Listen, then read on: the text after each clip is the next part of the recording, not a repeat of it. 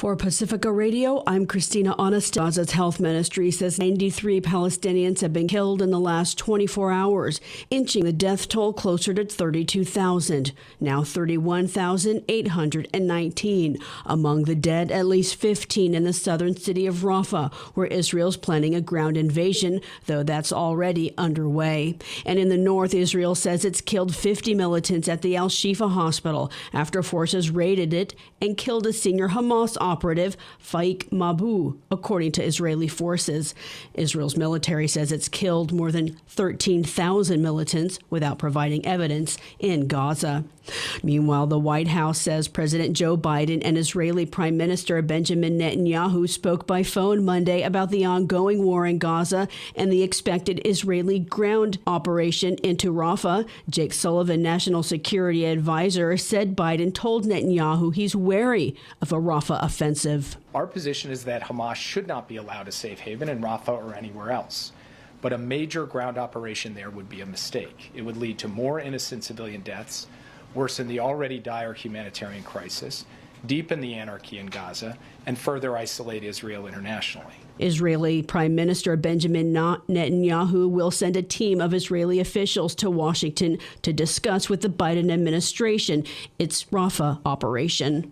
Dozens of U.S. citizens have been evacuated from Haiti on a State Department charter flight, with more potentially on the horizon as the Caribbean nation remains paralyzed by escalating gang violence. Meanwhile, aid groups say almost 1.5 million Haitians are on the verge of famine, and more than 4 million require food aid, sometimes eating only once a day or not at all, according to the World Food Program. Days after Russia's President Vladimir Putin threatened a nuclear war, United Nations General Secretary Antonio Guterres spoke out against the use of nuclear weapons Monday, the same day Putin threatened a World War III after winning re-election. States possessing nuclear weapons are absent from the table of dialogue. There is one path, and one path only, that will vanquish this senseless and suicidal shadow once and for all. We need disarmament now. Nuclear weapon states must urgently agree that none of them will be the first to use nuclear weapons. As a matter of fact, none should use them in any circumstances. We need reduction in the number of nuclear weapons. This reduction must be led by the holders of the largest nuclear arsenals, the United States and the Russian Federation, who must find a way back to the negotiations table. Guterres urged the two countries to recommit to the new START strategic arms reductions treaty that Russia pulled out of last year amidst U.S. support for Ukraine.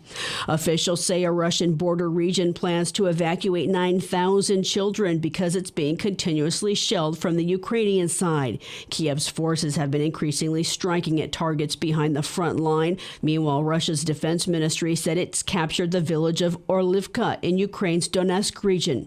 Ukraine's President Volodymyr Zelensky, in a social media post today, said since the beginning of March, Russia has launched 130 missiles, more than 320 Shahid drones, and nearly 900 aerial bombs on targets in Ukraine. Zelensky made an appeal for more weapons from Ukraine's allies.